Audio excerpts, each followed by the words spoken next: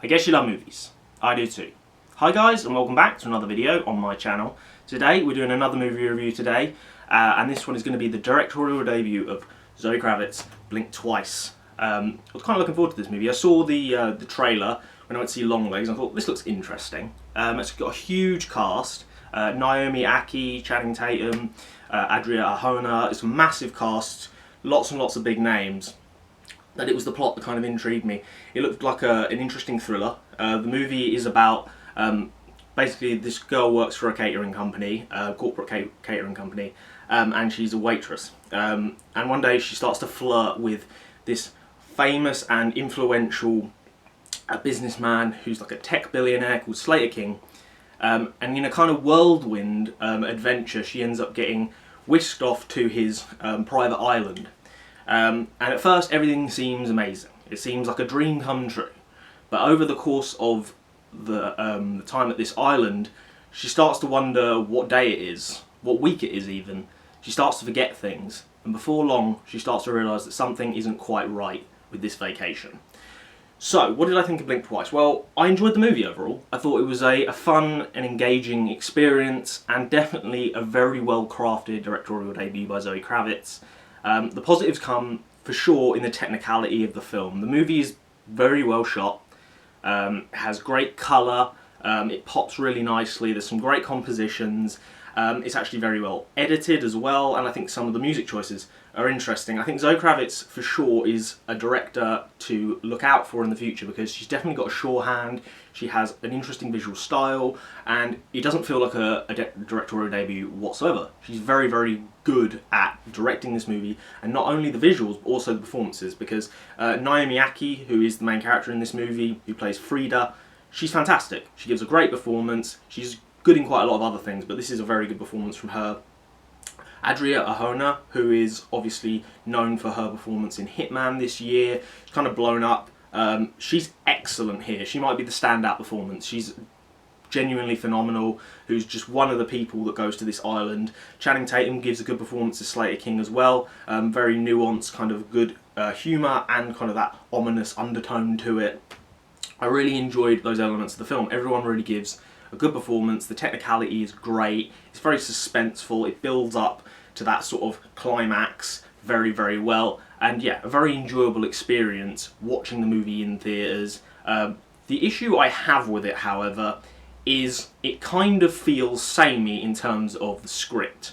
I was watching the movie thinking, I know where this is going to go.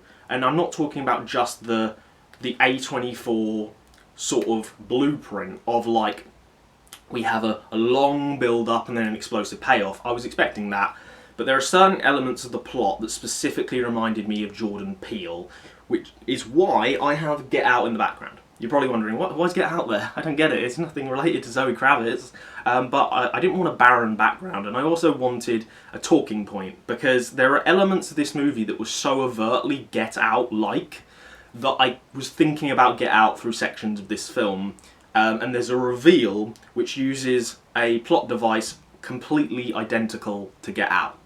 And I think the problem being is we're starting to get to that stage where this type of movie is now becoming a cliche.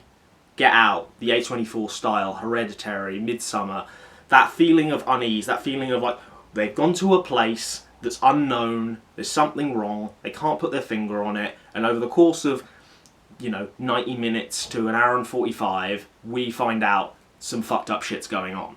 And the kind of preface for the movie is pretty obvious where it goes, and it does go there, and it is well constructed and well acted, and I think that Zoe Kravitz is an interesting director, but I feel like maybe she needs somebody else to write her scripts, because I'm not saying the dialogue is bad, but the places the movie goes are pretty obvious to me. I heard a lot of people in my theatre enjoying the movie. I think it's a very enjoyable experience to watch in theatres with people, because it's shocking, it has moments of twists and turns. But if you've seen movies like Get Out, if you've seen movies like Midsummer, it's not going to be a surprise to you where this movie goes in its final act. And I think that's the problem, is the script is a little bit, it's a hot topic script, and it feels like that, but it also doesn't feel particularly original in terms of the direction it goes. The ending, however, is quite interesting and I think could be quite controversial among some people, but I enjoyed it. I thought it was a nice twist, which kind of tied off this movie in a nice bow for me, because I felt like through the back end I was kind of like, I know what this is. And however well crafted it was, it didn't do anything for me that really blew me away and was incredibly original. That's kind of why I love Nope so much, because it felt kind of unconventional and strange in terms of its structure and its narrative. Get Out is definitely a blueprint that has been followed after, and I feel like Blink Twice is kind of following that blueprint almost to a T, and almost a little bit too much. But even though this movie's script is a little bit underwhelming and a bit conventional, and there are plot points that are ripped straight from Get Out, I believe it's an interesting and engaging movie that I would definitely recommend watching in theatres with people. It's a fun experience, well directed, and Zoe Kravitz is definitely a director to look out for in the future. So there you go, that's my review of Blink Twice. Hope you enjoyed. If you did, like, comment, subscribe to the channel if you haven't already.